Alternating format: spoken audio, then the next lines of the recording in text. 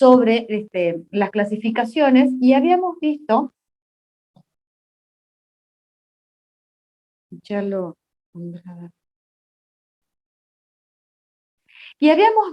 que entre las múltiples clasificaciones en las que se podían hablar en la parte de costo, nosotros nos íbamos a focalizar solamente en dos. A todos los costos que nosotros encontremos o que analicemos dentro de una empresa, lo íbamos a hacer como costo fijo o como costo variable.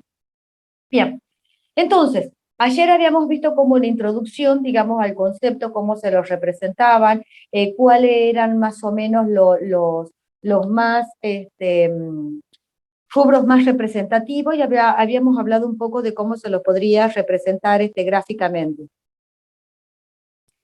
Hoy lo que quiero es que hagamos un repaso de la parte gráfica, digamos, recortemos un poco de la parte matemática que vamos a necesitar en los gráficos como para que me puedan seguir, porque yo había arrancado con el gráfico, pero no habíamos visto esta parte que quiero que arranquemos ahora, como para que nos pongamos en claro a dónde nos vamos a ubicar y por qué, digamos, solamente vamos a trabajar en el primer cuadrante. Y ahí retomamos sobre lo que habíamos dejado ayer y vamos a hablar un poco más sobre estas clasificaciones.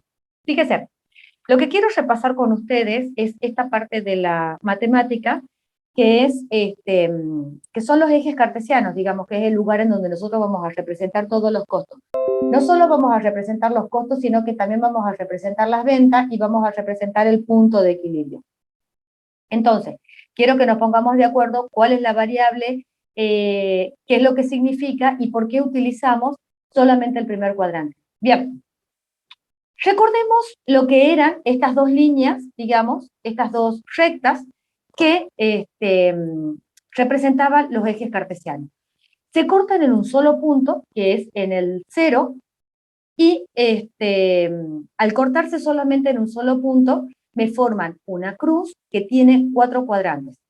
Estos cuadrantes, digamos, que me cortan, en el eje horizontal se encuentra la variable X y en el eje vertical se encuentra la variable Y. Generalmente se los representa por X o por Y. Creo que ustedes se acuerdan y saben de que puede ir cualquier nombre de variable, pero por lo general se utiliza la X, se utiliza la Y en la representación gráfica de las funciones en un eje cartesiano. Como les contaba, estas dos rectas se cortan en un solo punto, que es en el punto 0, y lo que hace es formar 4 cuadrantes. El cuadrante 1, el segundo, el tercero y el cuarto, que van en el sentido contrario a las agujas del reloj. Digamos, estas dos rectas que se cortan en 0 no solo me separan en los cuadrantes, sino que también me indican el signo de las variables que van tomando de acuerdo al cuadrante en donde se representan las funciones.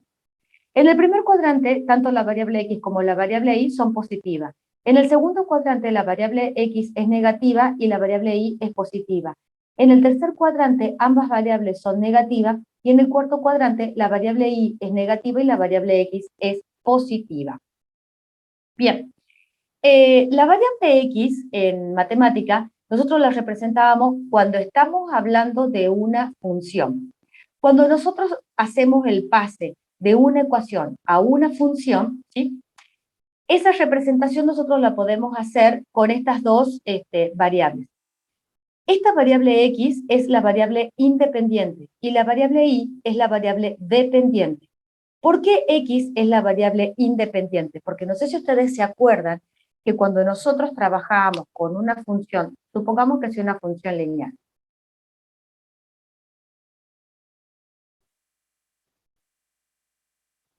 La función lineal se la puede representar, digamos, de esta manera. F de X igual a Y. De cualquiera de estas dos formas, digamos, yo la puedo representar y representan lo mismo. Esto es igual a X más B, ¿sí? Esto es la representación general que yo puedo hacer de cualquier función lineal. ¿Por qué es función lineal? Porque X está elevado a la 1. Por eso nosotros las gráficas que vamos a utilizar a lo largo de todo este tramo, mientras veamos la parte de costo, venta y punto de equilibrio, siempre vamos a hacer referencia a una recta, porque solamente la vamos a representar a las ecuaciones lineales.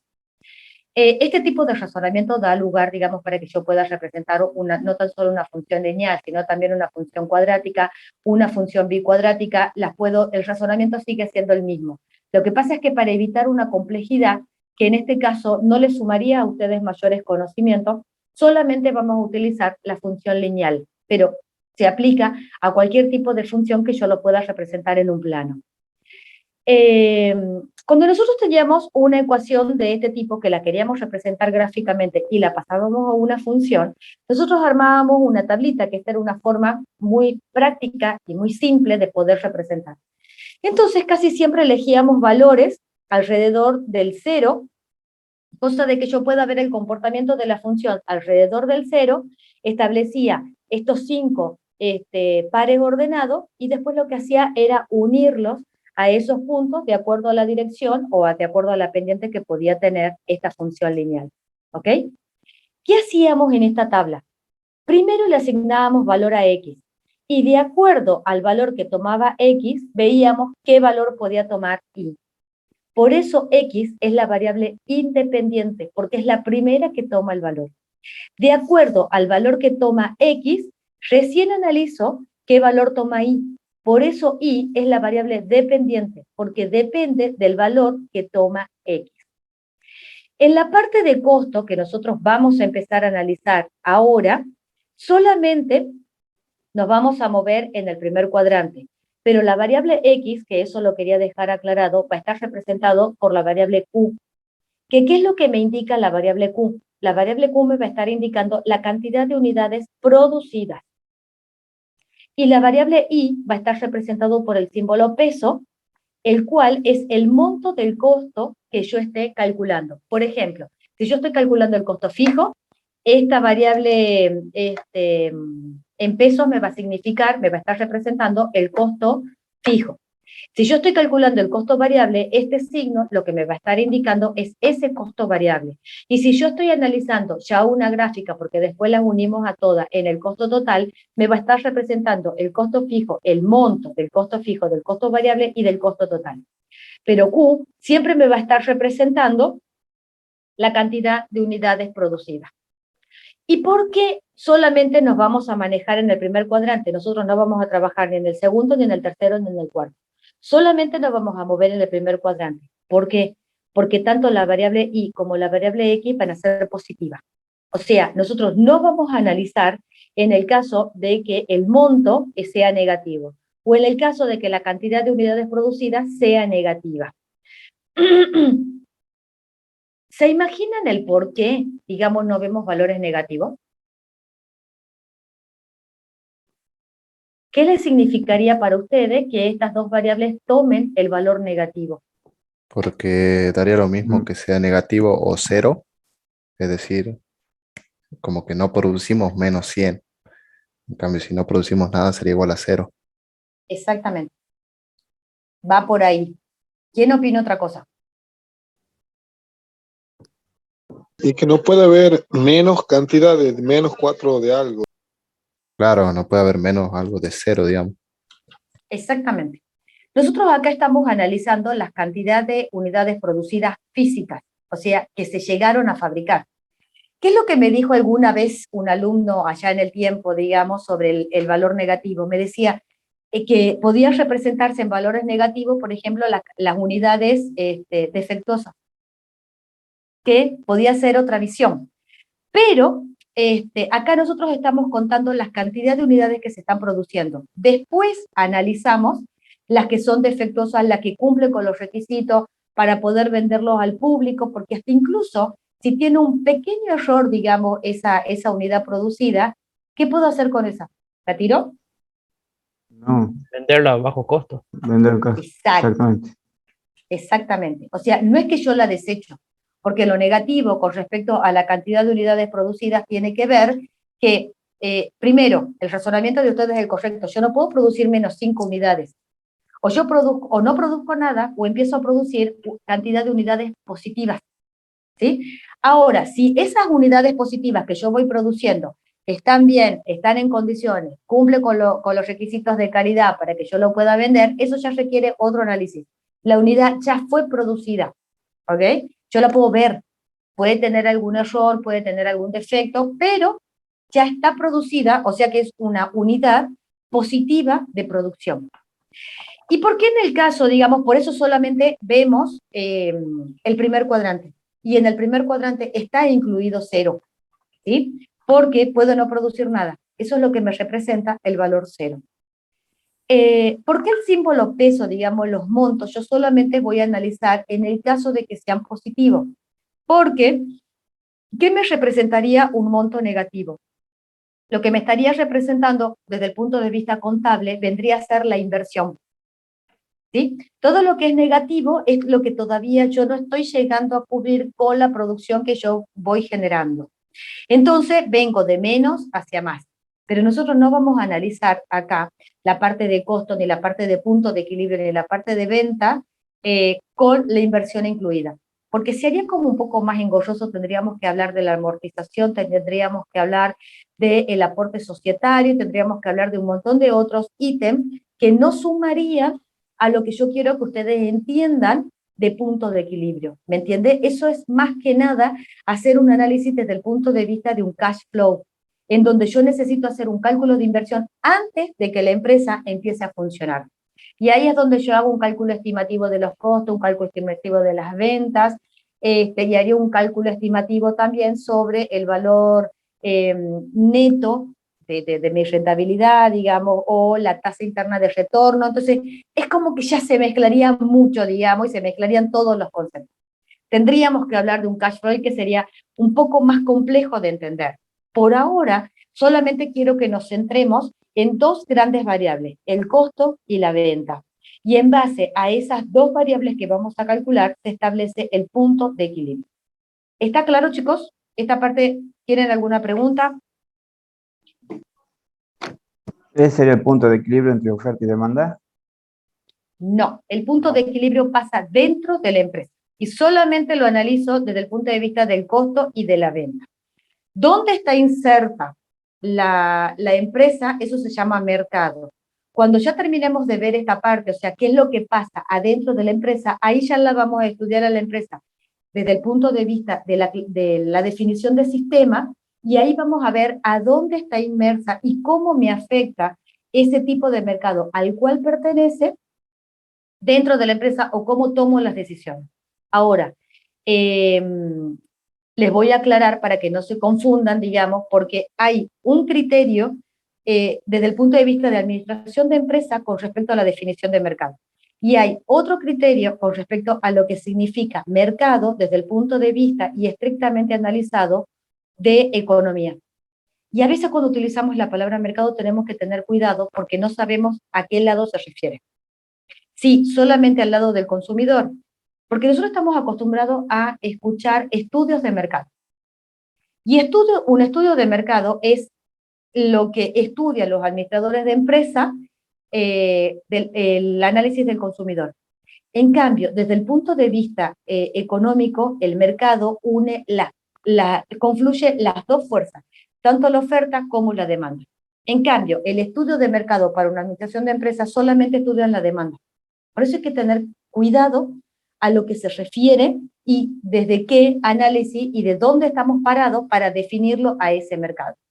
Como es un poquito complejo, digamos, como para verlo ahora así como intuitivamente, yo prefiero dejarlo por aparte, vemos lo que pasa dentro de la empresa y después recién analizamos a dónde está inserta, en qué tipo de mercado la empresa para analizarlo.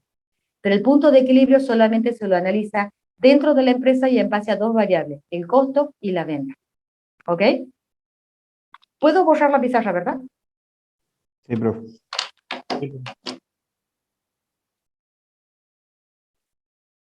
Fijo como todos aquellos costos en donde no se alteran, se mantienen inalterables ante las fluctuaciones del nivel de producción.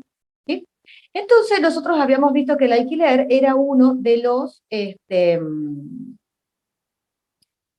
rubros más representativos, digamos, del costo fijo, ¿ok? Entonces, vamos de nuevo. Repasemos, digamos, la gráfica, que es lo que más me interesa, digamos, en este momento. ¿Por qué? Fíjese, el gráfico del costo fijo es una función lineal constante.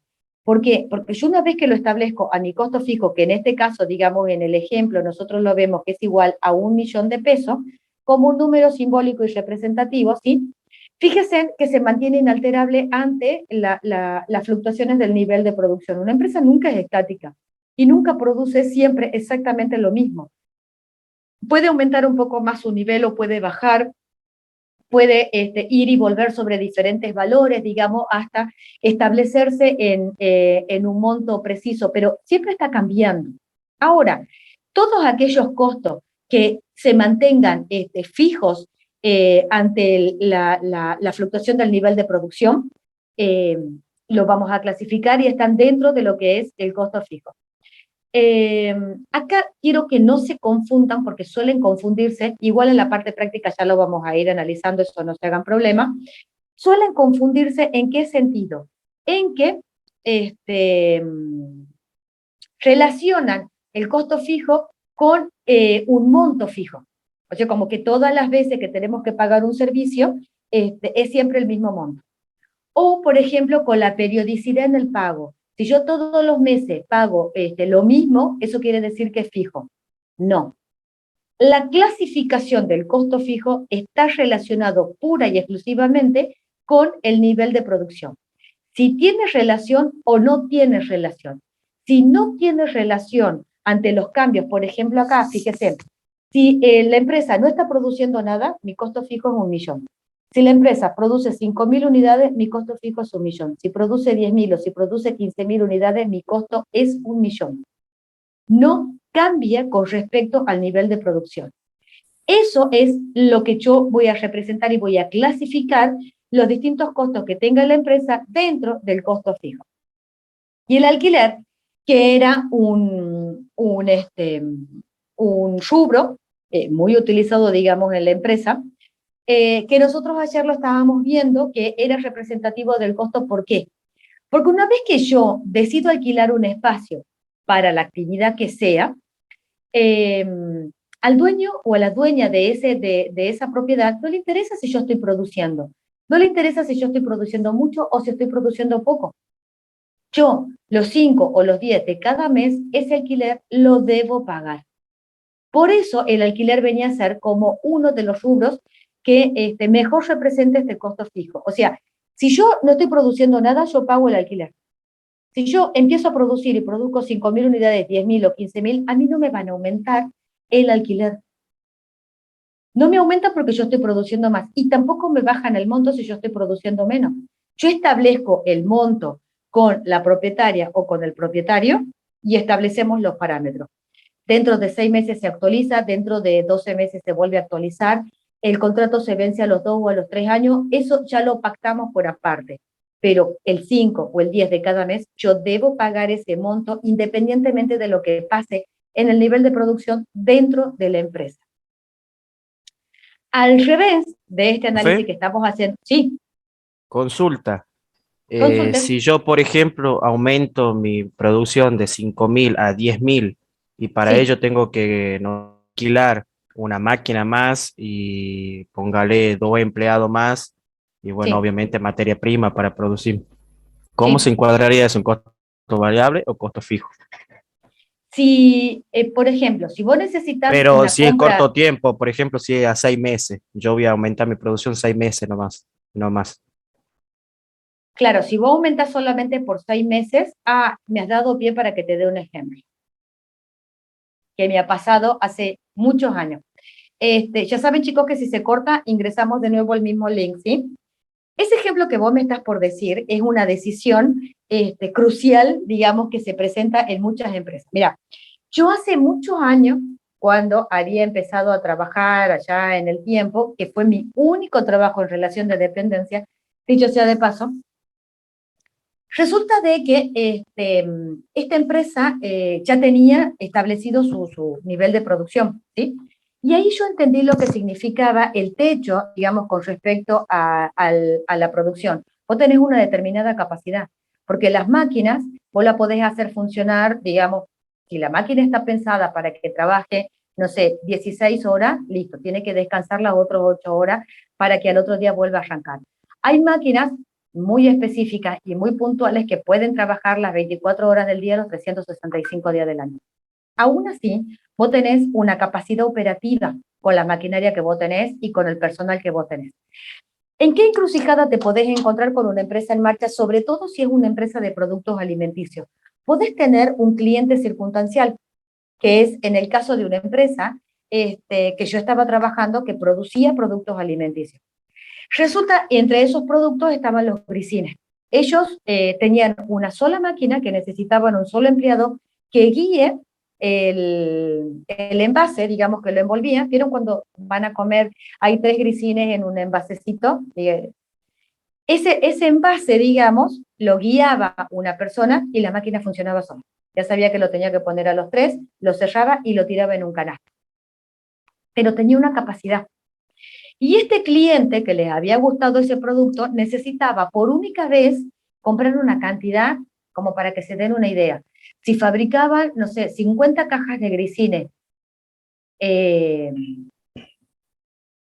al mes, por darles una cifra, este hombre lo que necesitaba era 5.000 cajas en ese momento, y por única vez, porque no era de la provincia. Entonces estaba en la encrucijada, digamos, aprovecho, digamos, y me dedico exclusivamente a que la máquina fraccione solamente hasta completar las 5.000 cajas, y dejo de lado, digamos, los clientes que yo tengo siempre, que siempre les cumplía, digamos, con las cajas, que solían ser restaurantes, y le entrego el producto, o sigo manteniendo a mis clientes de siempre, digamos, y a este cliente circunstancial le digo que no puedo porque no tengo la capacidad de poder hacerlo. Y además él necesitaba comprar, tenerla toda esta producción de las 5.000 cajas en 10 días. Ahí estaba en una encrucijada. ¿Cuál es la otra encrucijada que les pasa, por ejemplo, a las empresas alimenticias?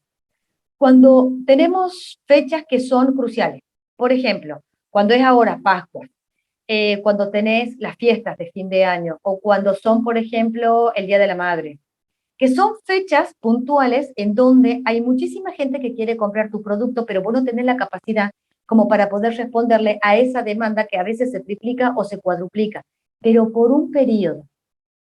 ¿Qué hago?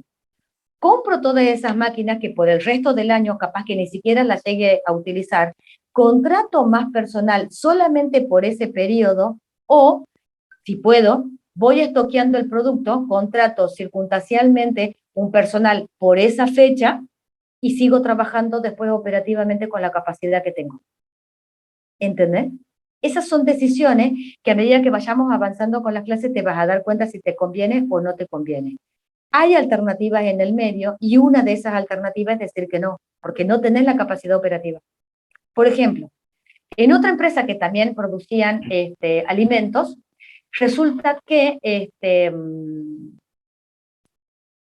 uno de los hijos del dueño quería exportar 3 productos que la fábrica ya venía produciendo de hace mucho tiempo, pero no producía solamente esos 3, producía otros productos más. Él quería esos 3 en particular porque tenían el vencimiento que le permitía exportar. Y ahí me contratan a mí hace mucho tiempo.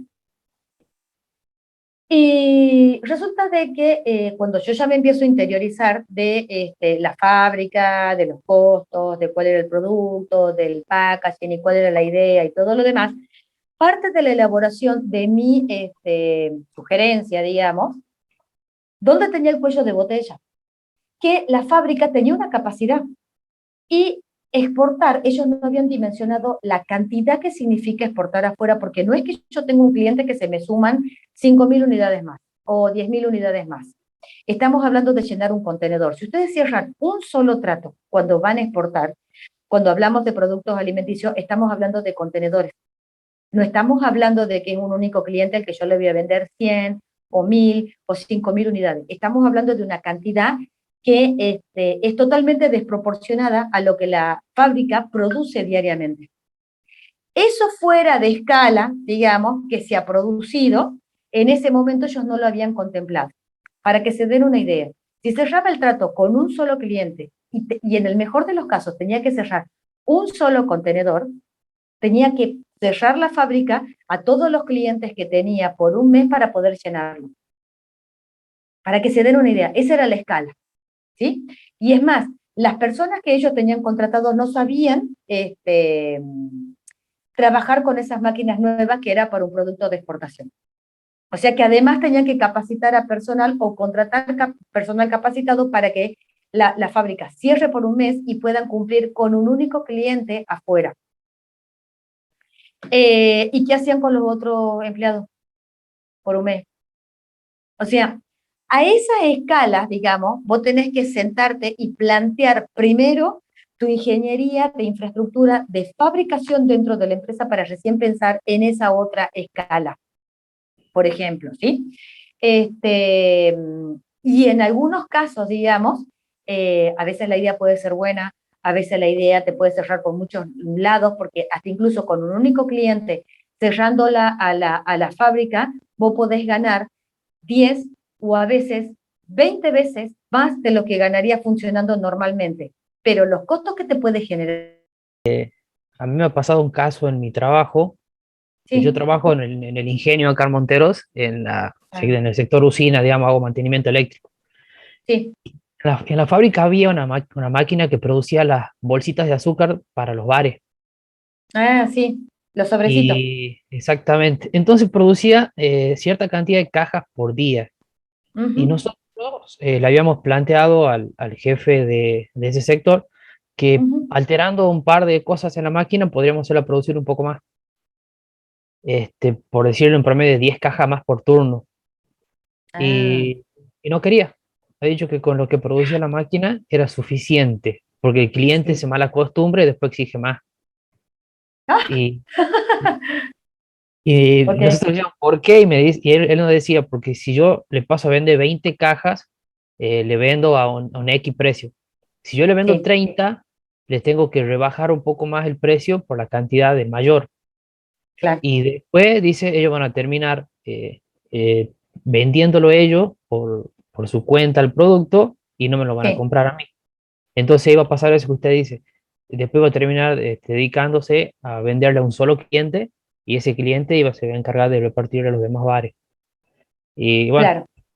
después la terminó sacando de la máquina porque ya no era rentable y han Ah, apostado por mira una vos. fraccionadora, sí, y la fraccionadora habrá funcionado un par de años y también la han sacado la fraccionadora porque no era rentable, por la cantidad de personal y bueno, porque trabajaba las 24 horas. Y, bueno, y ahora se vende únicamente bolsas de 50 kilos y los Big Pack, esos que tienen 1500 kilos, creo, que ya Sí, sí, son sí, para para mayor industria. y para industria. Ya no digamos, no lo venden al menudeo como sabían, menudeo, perdón, como sabían hacer, porque hasta incluso a nosotros nos daban la opción de comprarlas, si las queremos comprar al precio de costo. Pero no, se ha eliminado todo eso porque decía que generaba pérdida. Claro. En ese caso, digamos, habría que verlo bien, digamos, porque en realidad, este, tu demanda va a ir aumentando con el paso del tiempo, sobre todo acá en la Argentina. Pero para eso necesitas como un conocimiento más amplio. Por ejemplo, la cantidad de bares fueron creciendo. Obviamente que esto es haciendo un paréntesis en la pandemia, ¿no? O sea, Mm, este análisis lo sacamos, digamos, de la pandemia porque, digamos, en ese paréntesis no requiere ningún razonamiento, no estaba en los planes de nadie y más o menos se fueron acomodando a medida que fue pasando el tiempo, digamos, hasta que hemos podido salir de la pandemia. Ahora, en la normalidad de los casos, o si tenés un conocimiento, digamos, si a mí me lo hubiesen ofrecido a la compra de esas maquinarias, yo lo hubiese aceptado. ¿Por qué? Porque el crecimiento demográfico poblacional tiene tasa positiva, siempre va aumentando. ¿Eso qué quiere decir? Quiere decir que va a haber más gente que va a necesitar tomar más café y va a haber gente que siempre se va a sentar a tomarse un cortado, a tomarse una merienda, un desayuno, siempre. Y vos no le podés ofrecer, digamos, porque no sé si te has dado cuenta, las personas que se sientan a desayunar o a merendar no quieren la azucarera, no. quieren el sobre y tienen la medida utilizado en el sobre, tanto para el edulcorante como para el azúcar, ¿sí? Eso es un pedido de la demanda. Te lo digo porque soy cafetera, digamos, de años y lo observo.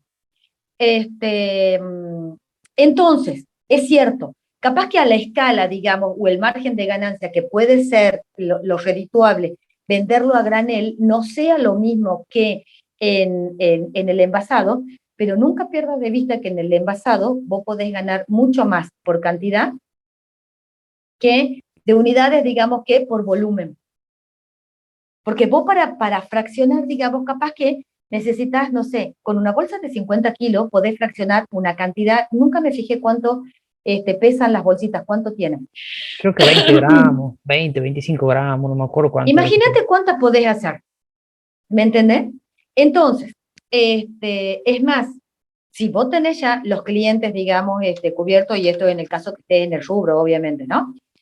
Vos, como tu pyme, como tu pequeña empresa, podés dedicarte exclusivamente a hacer eso y a distribuirlo, siempre y cuando tengas la cantidad de clientes suficiente como para que te cubran los costos. Eso es lo que vamos a analizar ahora.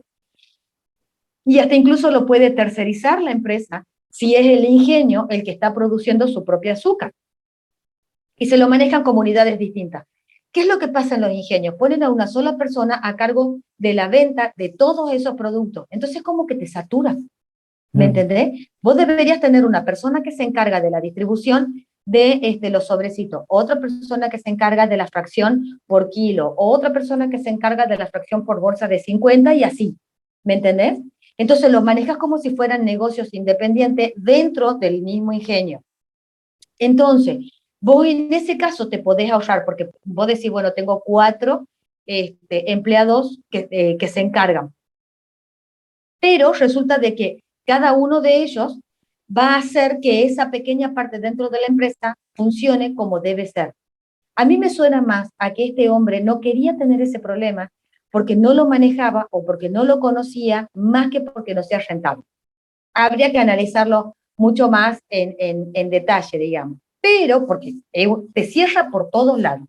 El ingenio azucarero te cierra por todos lados y te lo digo porque desde que yo me senté a estudiar economía en la facultad, siempre me decían que era un negocio que no rendía. Y yo cuando era estudiante decía, entonces, ¿por qué no cierran todos los ingenios si no sirve y lo importamos desde afuera? Porque después, cuando ya me hice economista, me di cuenta que eso es un latiguillo que utilizan para decir, no, esto es muy caro, no, no me alcanza, viste que son como muletillas, Sí, digamos. ya es Pero no es costumbre. verdad, exactamente, no es así, ¿entendés? Porque yo, todas las personas que a mí me dicen, no, no es rentable por esto, porque escuchame, yo al final funciono en pérdida, porque en realidad termino pagando los costos y quedo hecho, qué sé yo, y cuando yo les pregunto, ¿por qué no lo cerrás? Porque es el razonamiento lógico que se decanta, si no me funciona, lo cierro, ¿cómo voy a estar perdiendo plata todos los meses, digamos, por un negocio que no me es rentable? Y no saben qué contestarme, porque en el fondo no es así. Entonces, detrás de cada medida, por ahí hay otras variables que pesan más, digamos, que la rentabilidad en sí, digamos. Pero bueno, habría que meterse en esos números, no te lo van a dar, digamos, pero puede ser más por ese lado que por el otro, porque el azúcar es un negocio acá y en cualquier parte del mundo. Sobre todo, además, la caña de azúcar es tan noble, porque vos de la caña de azúcar podés sacar tantos subproductos, y además la caña de azúcar, vos con un solo tipo y con una sola plantación, podés cosechar 7 años. No te daña la tierra como si lo hace la soja, o sea, te cierra por todos lados el azúcar. Y No, además nosotros somos cuidado grandes consumidores. tampoco, profe, para que Exactamente, Claro, porque sí crece exactamente. sola. Sí, ¿Entendés? sí, A lo es verdad. sumo te fijas de una plaga que podría entrar, pero digamos nosotros, Tucumán tiene la tierra ideal, para que te des una idea. Acá en Tucumán cerraron de un solo plumazo, si no me equivoco, en la época de Onganía, más de 30 ingenios. Sí. Mirá si no era rentable, ¿entendés? Lo cerraron de facto. Y sin embargo, es más, gran parte de esos ingenios que se cerraron fue para beneficiar Jujuy. Jujuy nos debe a nosotros el 30% de nuestro ingreso per cápita de la provincia por ese cierre del ingenio y por habernos pasado a Jujuy esa productividad. Nosotros podríamos ser una provincia mucho más importante y con un PBI mucho más alto que el resto de las otras provincias del norte solamente fabricando azúcar. ¿Me entendés?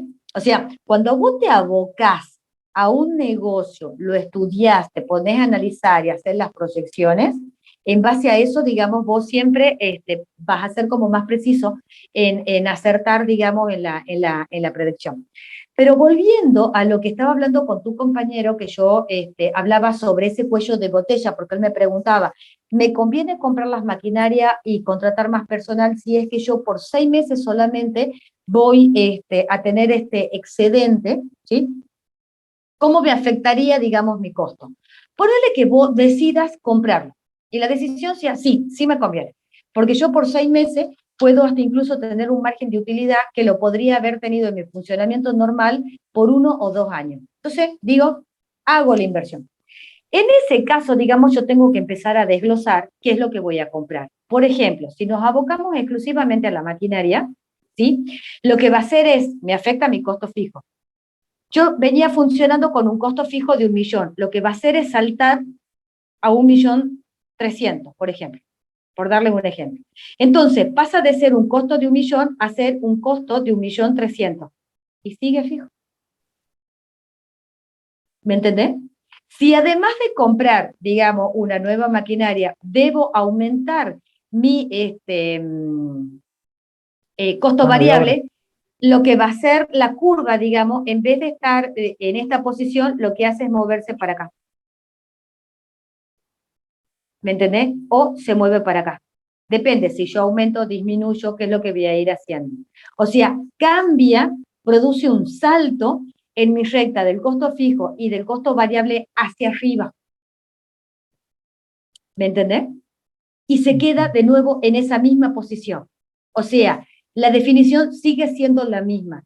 Si yo antes de tomar la decisión, mi costo fijo era de 1.000.000, y después que tomo la decisión, mi costo fijo pasa a ser de 1.300.000, pero sigue manteniéndose inalterable ante los cambios que se produzcan desde el momento de la compra de la máquina y del aumento que se produce en mi costo fijo hacia adelante.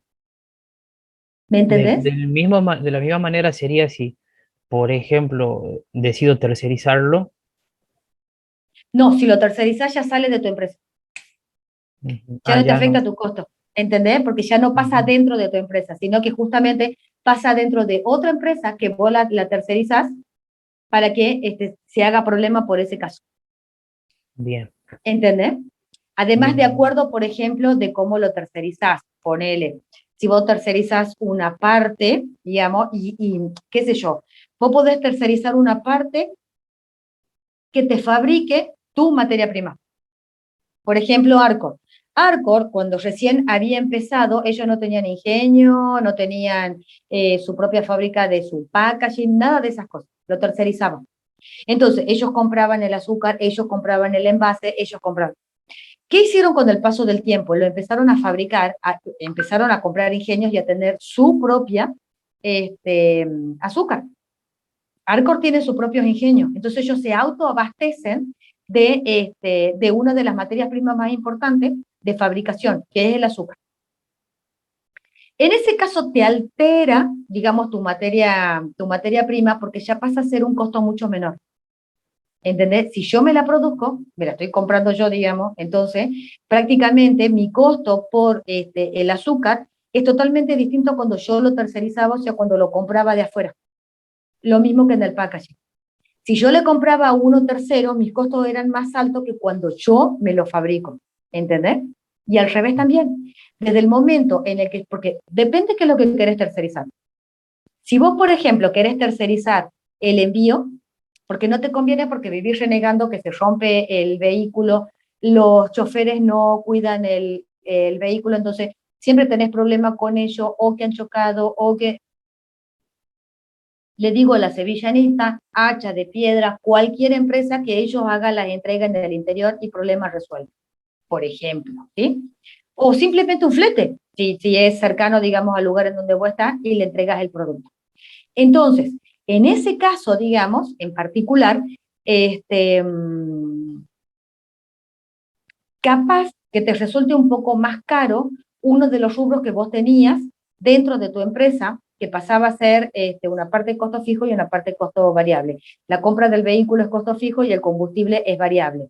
Entonces, lo que vos gastabas de combustible o por ahí lo que vos terminabas gastando en el mantenimiento del auto y la compra del auto, sea lo mismo o mayor a cuando yo lo tercerizo. ¿Por qué? Porque siempre le tengo que pagar a alguien que me haga los envíos diarios que yo tengo que hacer a mis clientes. Aumenta mi costo fijo o aumenta, digamos, parte del costo variable por tercerizarlo ese envío. No sé si me entendés. Esa era tu pregunta, ¿verdad? Sí, sí, sí, sí. Pero Pero, acá por quiero que ejemplo, les... Sí, bien, por ejemplo, bueno, volviendo al tema, a lo que yo también me refería, por ejemplo, con el tema de la producción, yo lo que veo en el trabajo, por supuesto, sí. muchas veces cuando es tiempo de zafra y el azúcar sale por cantidad, llenan más camiones para hacer el transporte ese que usted dice. Entonces, ¿qué pasa? La cantidad de personal de los hombreadores que tiene disponible la empresa a veces no da abasto para Claro. sacar toda la producción. Entonces, tercerizan la mano de obra, contratan a otro señor que viene con su gente y ellos traen sus propias máquinas transportadoras, las cintas transportadoras, y llenan los camiones ayudándolos, digamos, a los operadores que tiene la fábrica. En ese caso, bueno, yo no sé si ellos ganaran un porcentaje por camión o ganaran el porcentaje por horas trabajadas.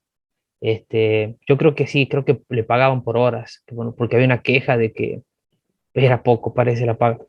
Pero digamos, en ese caso, no era todo el año, sino que era por 2 meses Exacto, o contrataban exacto. a eso y que lo ayuden a sacar la producción y después, bueno, volvían a trabajar de nuevo con la cantidad de Claro, personas y disponibles. depende del tipo de trabajo que vos hagas, ¿sí? Porque, por ejemplo, ¿cuál es la disyuntiva? Contrato, digamos, esta es una alternativa que es la tercerización. O contrato empleados circunstanciales, digamos, porque es una situación en particular. Vos no lo vas a tener esos empleados, digamos, todo el año, porque en realidad es intensivo que pasa con el citrus, que pasa con la frutilla, que pasa con las cosechas, digamos, cuando tiene que ser exclusivamente hechas a mano con el arándano y con todas esas producciones. En esos casos, digamos, a mí me conviene contratar personal, digamos, momentáneo, circunstancial, o me conviene pagarle hora extra a los empleados que yo ya tengo. Que era lo que hablábamos recién con respecto a esos periodos del año en donde tiene una sobreproducción por festividades en particular.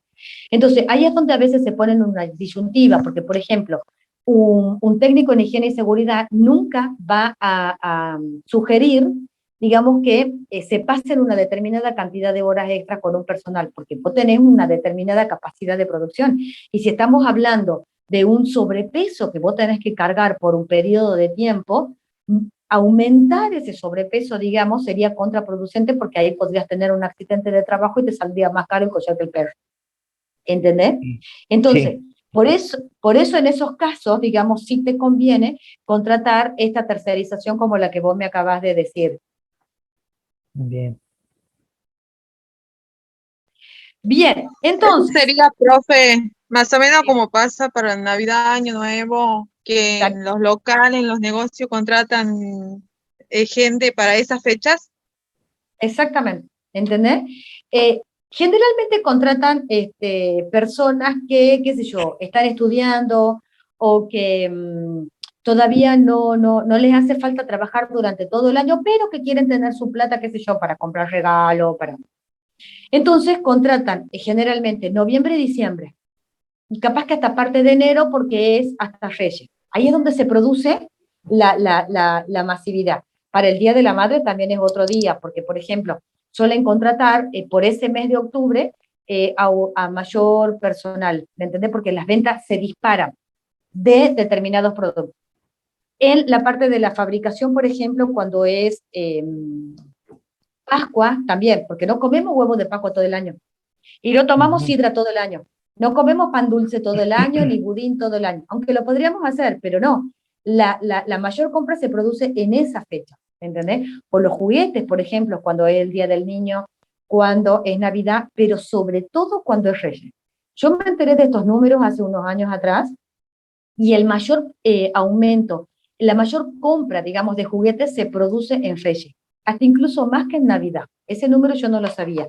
Y el Día del Niño. El Día del Niño, hasta incluso, no se compra tantos juguetes como para Reyes, que es increíble. Pero las estadísticas son así y pasan por esa situación. Es así. Lo que acabas de dar como ejemplo es un ejemplo claro de lo que puede pasar en esas épocas. Y ahí es donde te tenés que sentar a tomar decisiones. Por eso estas herramientas que vamos a ver acá nos ayudan a pensar y a razonar de esa manera. Porque fíjese, nosotros habíamos visto, ¿sí?, que estábamos analizando la parte de los costos, digamos, tanto fijos como variables. Y habíamos visto que estos costos variables sí están relacionados con el nivel de producción. ¿Eso qué quiere decir? Que a medida que yo voy aumentando mi nivel de producción, también aumenta el monto que yo le destino a los costos variables. Y es más, la recta que tenía pendiente positiva parte desde cero. ¿Por qué? Porque si yo no produzco nada, no gasto nada en costos variables. A medida que yo voy aumentando mi nivel de producción, aumenta el monto de mi costo variable. Y al revés también. Si disminuyo mi nivel de producción, disminuye necesariamente el monto que yo gasto en costos variables. Y el rubro más representativo era materia prima, por lo que habíamos hablado recién y hasta incluso por los ejemplos que habíamos dado en la clase anterior. Si yo no produzco nada, no compro ninguna materia prima. Pero si yo empiezo a aumentar mi nivel de producción, indefectiblemente voy a necesitar más materia prima y por lo tanto mi costo variable va a aumentar. Ahora bien, ¿cómo hago para sumar mi costo fijo y mi costo variable en un solo gráfico? Porque yo quiero saber cuánto es mi costo total. Si yo lo sumo a mi costo fijo más mi costo variable, como está en esta fórmula simple, elemental y básica, voy a llegar a saber cuánto es la erogación total que se produce de dinero dentro de una empresa. ¿Cómo lo hago matemáticamente? Sumándolo simplemente. Yo voy a tener el monto de mi costo fijo y le sumo cuánto vendría a ser mi costo variable y obtengo mi costo total para un determinado nivel de producción. ¿Cómo lo hago gráficamente? Ese es el tema. Entonces, ¿qué es lo que hago? Me sigo manejando en el primer cuadrante y tiro la primera recta que viene a ser mi costo fijo. Encima de mi costo fijo, en el punto de intersección de mi costo fijo, tiro la recta de pendiente positiva equivalente a mi costo variable. Nada más que en vez de empezar en el origen, empieza en el punto en donde nace la recta de mi costo fijo. Y tiro esa recta con pendiente positiva. Esa recta que surge del punto de intersección con mi costo fijo viene a ser mi recta de costo total. ¿Por qué? Porque esta recta lo que hace es sumar mi costo fijo más mi costo variable. Y veamos cómo se lo representa gráficamente. 1.000.000 de pesos, digamos, esto era lo que habíamos estimado en el gráfico anterior, mi costo fijo. ¿Ok? Entonces, este es mi costo para 5.000 unidades, 10.000 unidades, 15.000 unidades. Ahora, ¿cuánto es mi costo total para la fabricación de 5.000 unidades? Y acá habíamos visto que era 1.000.000 de costo fijo y acá habíamos visto que son 400.000 pesos. Entonces, para producir 5.000 unidades, yo tengo que gastar 1.000.000 de pesos en costo fijo y 400.000 en costo variable. Y eso es lo que me indica este punto. Yo, para producir 5.000 unidades, mi costo total es de 1.400.000 pesos. Si yo voy a producir 10.000 unidades, yo tengo 1.000.000 de mi costo fijo más 800.000 pesos de mi costo variable. Por lo tanto, mi costo total para producir 10.000 unidades es de 1.800.000 pesos. ¿Y cuánto sería mi costo total para producir 15.000 unidades? Yo tengo 1.000.000 de pesos de mi costo fijo más 1.200.000 de mi costo variable. Por lo tanto, mi costo total para producir 15.000 unidades es de exactamente 2.200.000 pesos. ¿Lo han entendido, chicos? Sí. Sí, profe. ¿Le quedó claro? O sea que el Sí, piso siempre sí. va a ser mi costo fijo. Exactamente. Tu piso siempre va a ser tu costo fijo. exactamente. Estamos claros hasta ahí, ¿verdad? Sí. Ahora, una vez que yo sé cuánto es mi costo total, ¿cuál es el paso que sigue? Saber cuánto es mi costo unitario, que es lo que vamos a analizar a partir de ahora. ¿Y por qué yo necesito saber cuánto es mi costo unitario? Por una X circunstancia, en un mes o en una semana, la factura no te va a venir cero. Por los impuestos. Siempre hay una parte exactamente que es fija. Entonces, generalmente se considera una parte que es fija, pero el grueso de la factura es variable, si es una fábrica. Ahora, si estamos hablando de una comercializadora, el análisis es distinto, porque ya no estás fabricando, o sea, ya no tienes relación con el nivel de producción. Si vos producís más, gastas más energía, y si producís menos, gastas menos energía. Por lo tanto, el mayor porcentaje de la factura de luz en una fábrica es variable. Ahora, si vos simplemente comercializás el producto, vos la energía la utilizás por el tiempo que funciona la actividad administrativa, desde que ingresan hasta que cierran. Y vos podés vender la cantidad que sea, pero tu luz no te va a aumentar. El consumo de energía no está relacionado con el nivel de producción, porque vos simplemente revendés, no fabricás. En ese caso, el consumo de la energía es fijo. Esa era tu pregunta, ¿verdad? Sí, profe, gracias. El gas. Exactamente. Si vos consumís más a medida que estás vendiendo más y por lo tanto producís más, también es variable. Exacto. Bien, gracias, profe. Y por más que sea en una casa, el razonamiento siempre es el mismo, porque vos tenés que estimar el costo como si fuera una empresa. ¿Entendés? Sí, sí, entiendo. Unitario. ¿Sí? Mi costo unitario es simplemente la división de mis costos totales en la cantidad de unidades que yo estoy produciendo. ¿Sí? Por eso a mi costo total lo divido en Q, que también lo puedo hacer con respecto a unitario, con respecto a fijo y a variable. O sea, yo parto de la fórmula de mi costo total, que es la suma de mi costo fijo más mi costo variable. Entonces, para que no se altere la igualdad, yo lo divido a Q en mi costo fijo y en la suma de los costos fijos y variables, en mi costo total, perdón. También los divido en la suma de mi costo fijo y en mi costo variable. Entonces puedo obtener mi costo unitario sobre mi costo total y puedo obtener el costo fijo unitario y el costo variable unitario. Pero nos focalicemos ahora en analizar, ya me marcó los 10 minutos, ya sabe que si se cae, chicos, la conexión, nos volvemos a conectar hasta que terminemos esta clase, ¿sí? Quiero ver este tema puntual antes de empezar con la venta, que ya lo vemos la semana que viene, pero me quería parar un poco para que charlemos sobre la determinación de precios. ¿Por qué? Porque si nosotros nos paramos en el costo total sobre la cantidad de unidades producidas, yo voy a obtener mi costo unitario. Es decir, cuánto me cuesta la producción o la fabricación de cada uno de los productos que yo estoy fabricando. Eso es lo que acabo de encontrar acá con mi costo unitario. Independientemente de la clasificación que yo haga, de la forma en la que yo clasifique esos costos, ¿sí? Yo voy a tener mis costos fijos y voy a tener mis costos variables en este caso en particular. Pero una vez que yo lo sume, que yo lo sepa, cuánto es mi total, cuánto es la cantidad de dinero que sale de la empresa a través de estos costos, lo divido en la cantidad de unidades que yo estoy fabricando en ese momento. ¿Y qué es lo que obtengo? Lo que obtengo es el costo, o sea, todo lo que me cuesta cada una de las unidades que estoy fabricando. Perfecto, ese es mi costo unitario. Ahora, ¿para qué me sirve ese costo unitario? ¿Sí? Me sirve fundamentalmente para la determinación de precio. Le pongamos número, digamos, al costo total y a la cantidad de unidades.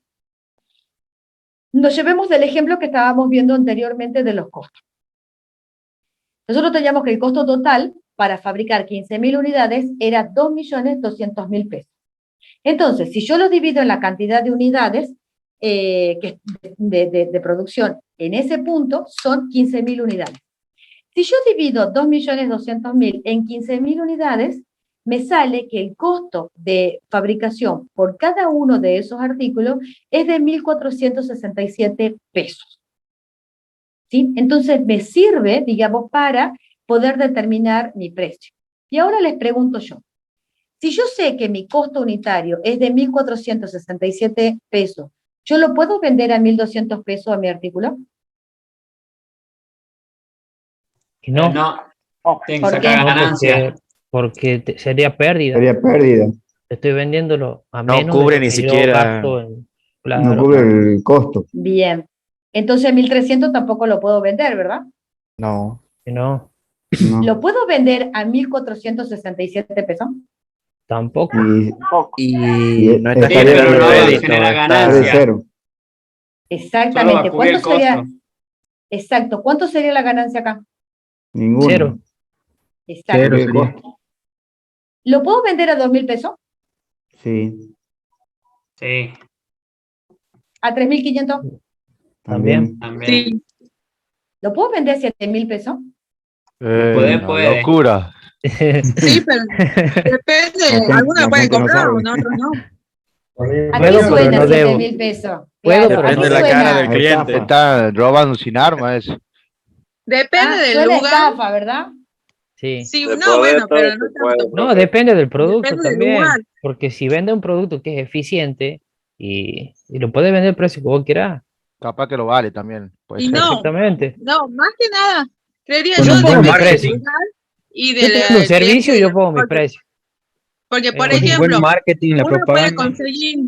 puede conseguir una remera en algún lado del centro y en el shopping, por ser el lugar y la gente que va, la misma remera, pero el triple de precio. Pero tiene un Entonces costo agregado depende ahí. más que nada. Pero ese Más que costo, nada Los por alquileres, depende. los un alquiler es mucho más caro en un Claro, es que shopping. ya viene por atrás Claro, otros gastos que te llevan a que vos lo vendas a ese precio. Porque si vos lo vendes en tu casa y es tu local, vos no estás gastando en alquiler ni nada de eso. Pero si vos tenés un local comercial y tenés empleados y tenés que pagar impuestos y todo eso, bueno, ya valores conlleva que lo agregados. venda más caro. Aunque también, profe, hay un mercado que como que te va llevando a poner un precio estándar también, porque si no, no vendes nada. Y sí, es que Bien, sería depende de la todo calidad del producto. exacto.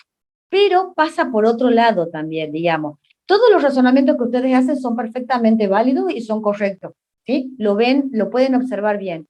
Pero ¿qué pasa acá? Acá pasa dos cosas. Primero, nosotros no sabemos cuánto es el costo real de cada uno de esos negocios. Acá sí lo sabemos. Por eso esos 7.000 pesos suenan como una estafa. Y segundo, ustedes plantean un negocio desde el lado en donde ustedes serían genuinamente auténticos, digamos. No pondrían un precio totalmente exorbitante sobre el producto que ustedes están brindando. Tendrían un margen de ganancia, pero no lo llevarían a esa escala. ¿Por qué? Porque no piensan, digamos, de una manera totalmente mezquina como lo hacen todas las firmas y todas las empresas que se precian de tal. No es lo mismo un negocio que empiece en una casa y que después se expanda y se haga mucho más grande, como pasó con un negocio que yo la conocí, me acuerdo de casualidad, hace mucho tiempo. No sé si ustedes conocieron la empresa de María, que tiene un apellido muy raro, no es Rivolta, me sale Rivolta, pero se encargaba de hacer tortas, digamos, toda la parte de repostería. Mariana Remonda. Ese, Raimonda, ¿sí? Yo la conocí, digamos, a esta chica, cuando ella tenía su casa, digamos, los padres tenían la casa acá en el barrio Obispo Piedra Buena. Un día fui a su casa. Era una casa que tenía así todos los tapizados de los sillones de la silla llenos de arena, de harina, fabricada impresionantemente y realmente hacía unas tortas muy ricas. Y empezó en su casa, hasta que después pudo empezar a poner locales en diferentes puntos y hasta incluso tuvo una esquina en donde tuvo hasta un café. Después cerró, la verdad que no sé muy bien qué era lo que había pasado ahí en el medio, no sé si les agarró también la pandemia, pero creo que cerraron antes. Ese negocio fue así, de muy chiquitito, de casero, de la casa, y lo hizo, se expandió y se hizo grande. ¿Cómo llega a hacerse grande? Manejando el tema de los precios, la ubicación del lugar y haciéndose previamente de un apellido. Ahora, vamos a empezar, saquen todo este análisis, ¿sí? Y vamos a empezar a hablar de las firmas. Y ahí vamos a empezar a analizar qué es lo que hay por detrás, porque varios lo han tirado. Digamos, tiene que ver con la calidad, tiene que ver con la ubicación, tiene que ver con el alquiler, tiene que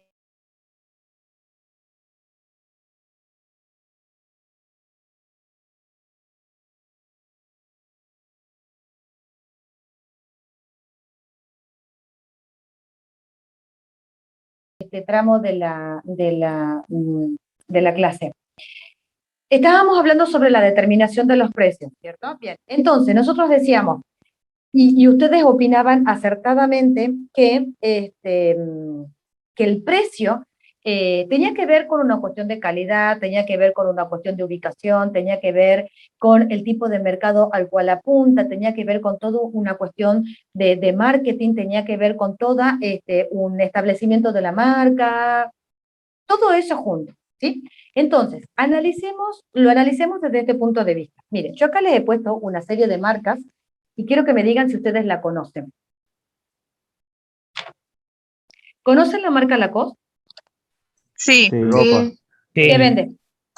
Ropa. Ropa, gorro, calzado, Perfumes, creo. accesorios.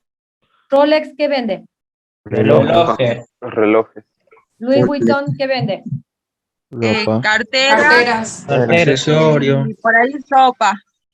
Audi, Auto. Autos.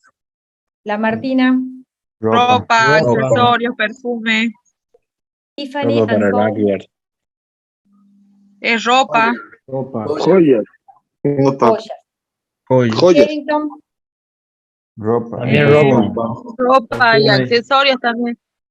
y Carolina Herrera. Perfume. Perfumes. No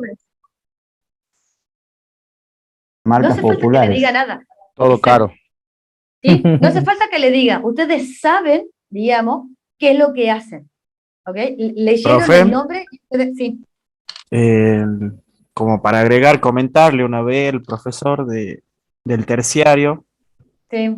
creación de empresa, nos dio la idea o nos tiró una hipótesis como diciendo de que McDonald's, por ejemplo, no tan solo vende comida, sino que busca lugares estratégicos y más vende, por decir, el edificio, el lugar, que la comida en sí.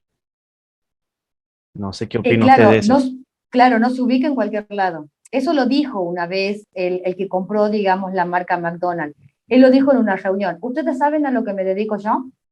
Entonces todos los miran y le dicen, sí, a vender hamburguesas. Y le dicen, no, yo me dedico ahora a los bienes raíces. Yo me dedico a los bienes inmobiliarios. ¿Por qué? Porque él ya sabía que el producto estaba aprobado, ya sabía que a la gente le gustaba y ya sabía que McDonald's era una marca totalmente conocida en cualquier parte del mundo. Entonces, el paso que seguía era saber estratégicamente a dónde lo iba a ubicar. Entonces, él estaba más pensando en el punto en donde se iba a vender el producto, más que venderlo el producto, porque si no lo elegía bien al punto, el producto no se iba a popularizar, digamos, más rápido que si yo eligiera otro punto estratégico más acertado. Es así. Y la Tal mayoría cual. están en la esquina. Sí, no tiene que ver con la esquina, porque fíjate, acá en Tucumán, pero ya yendo por la avenida Perón, abrieron el que Automac. es El autoservicio, el exactamente, automac. y no está en una esquina. ¿Entendés? Es más, no podría estar en una esquina porque sería complicado, digamos, la ubicación. ¿Entendés? No es lo mismo un automac que el otro, digamos, en donde vos vas, te sentás y consumís. Claro, Está y en el pensado. shopping está adentro. En el shopping se encuentra adentro del McDonald's. Exactamente. Serían exactamente. puntos estratégicos por donde está mucha gente, digamos. Tiene que ver con la Sectores circulación de céntricos. personas en ese Claro. lugar más que con la facilidad de acceso, con la demanda, digamos, claro, que está en la zona aledaña, el predio, tiene que ver con eso más que con el producto que está vendiendo. Por eso él decía, hacía este tipo de afirmación. Pero ¿a qué voy con estas marcas, digamos? Voy a que están establecidas y ustedes saben exactamente qué es lo que venden, o un abanico de opciones, digamos, son los que se pueden ofrecer. ¿Tienen idea de cuánto cuesta una cartera Louis Vuitton hoy? La venden en dólares. Mucho. encima. Cara. Tírate un número. $20.000. Cerca de $30.000. Exactamente. Lo bajemos a peso. ¿Costarán 300.000 pesos? 350.000. No sé qué tanto lo va a bajar de dólar a peso, pero Mire, yo la última vez que vi un precio, 100.000 pesos porque más o menos. esta marca Louis Vuitton está en la Galería Pacífico en Buenos Aires. La última vez que yo había visto, y les estoy hablando en el año 2019, en super oferta, costaba 124.000 pesos. Pasó la pandemia, pasaron un montón de cosas. Así que esa misma cartera perfectamente hoy puede estar costando casi el doble. 320.000 pesos le pongamos. y si está a $30.000 son 5.910.000, contando que el dólar estaba a 197 pesos. No, tanto Pero no. muchas No, veces aquí tanto a la no. Argentina llegan como las liquidaciones, como artículos defectuosos, no llegan en los Descarte. originales, que exactamente el descarte llega a la Argentina y se lo vende a precio carísimo.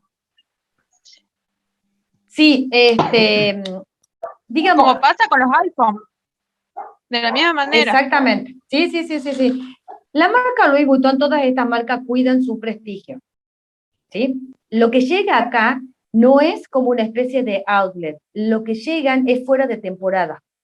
Porque si ustedes tienen una sola queja de que vos llegás a ver uno de los herrajes de cualquiera de estas marcas mal puesto, roto o que tiene algún problema, ¿vos pagarías 320.000 pesos por algo que no está en condiciones?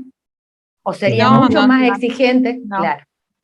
Acá lo que Claro, puede bueno, llegar... Acá lo que tenía... Pero ¿qué tiene cierre de ¿Profe? oro, candado de oro, que Por no se puede ejemplo, abrir después?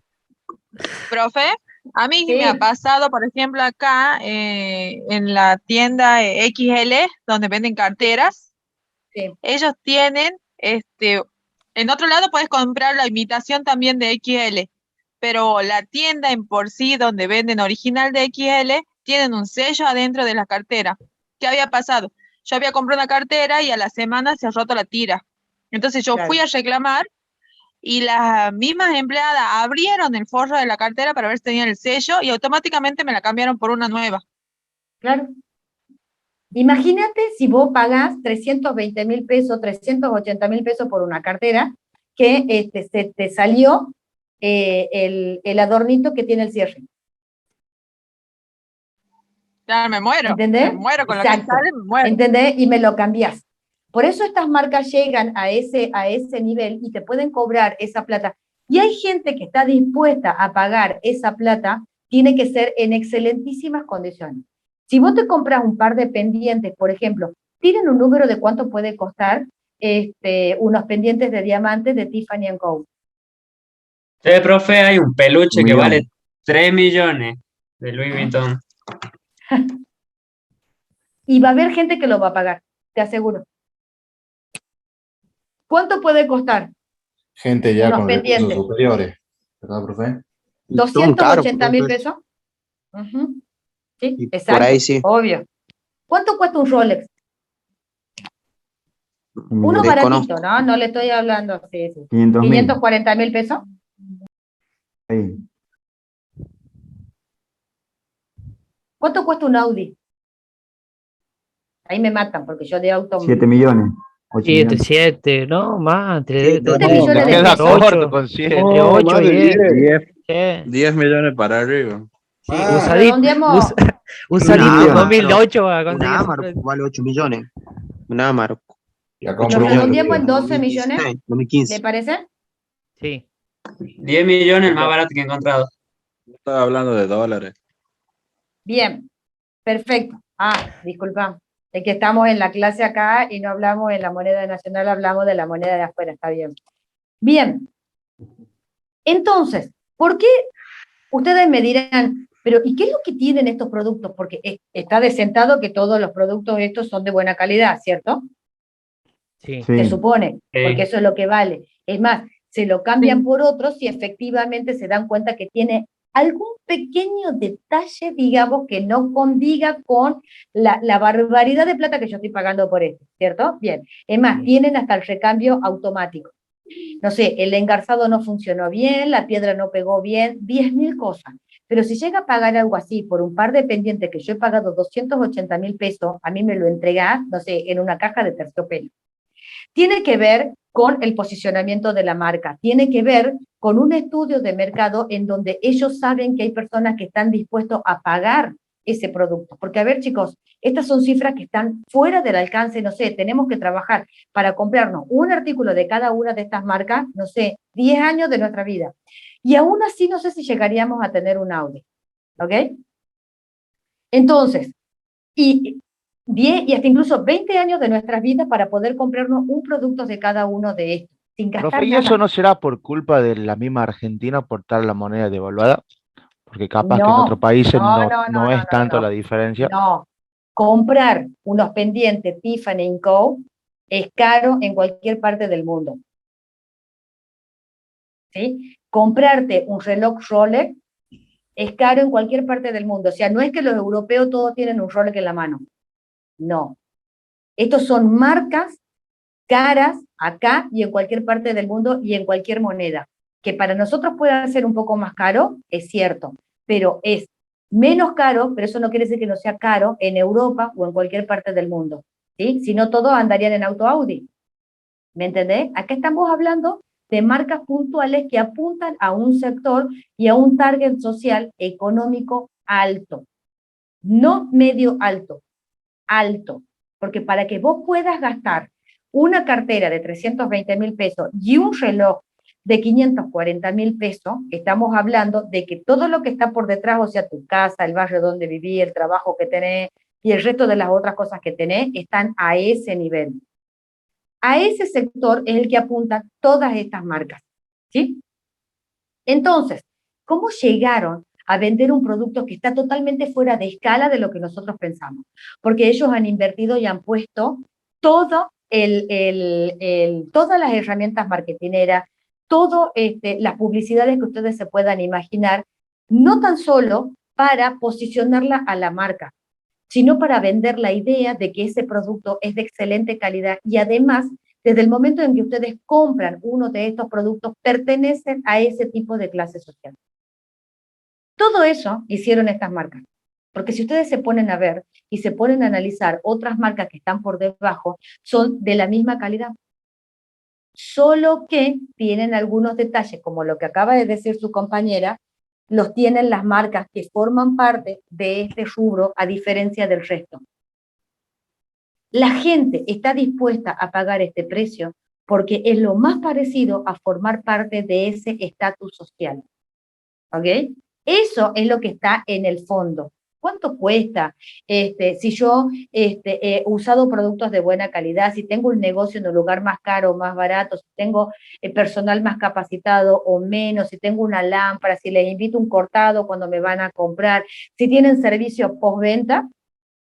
Eso se cae de maduro, porque se supone que es así porque yo apunto a ese target y a ese nivel de clase social que cuenta con ese ingreso.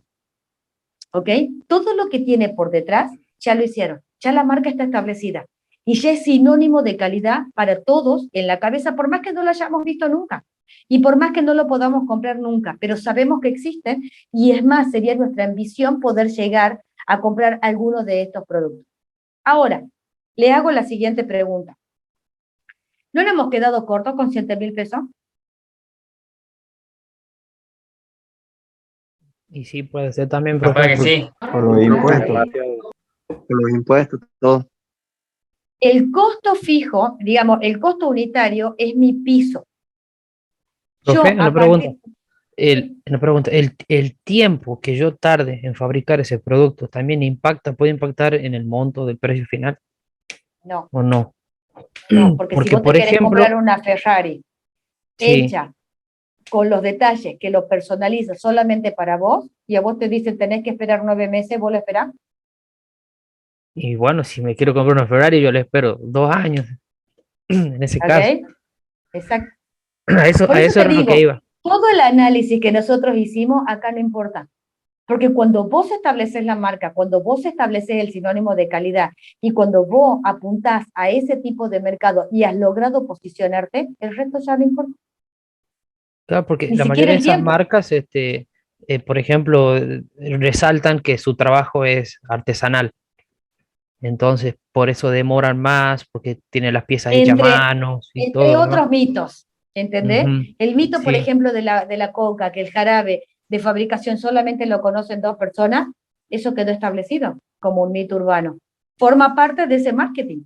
Y la coca hoy es la bebida que se vende al más del 50% de la población que consume ese tipo de productos. ¿Qué les quiero decir con esto? Que mi costo unitario es el piso. Yo menos de ese valor no puedo cobrar. Ahora, por encima de ese valor, no tengo techo. Porque una vez que yo lo establezco, por supuesto que con el paso del tiempo, a cada uno de estos productos, no tengo techo. ¿Ustedes se piensan que ellos ganan un 30% sobre lo que están fabricando?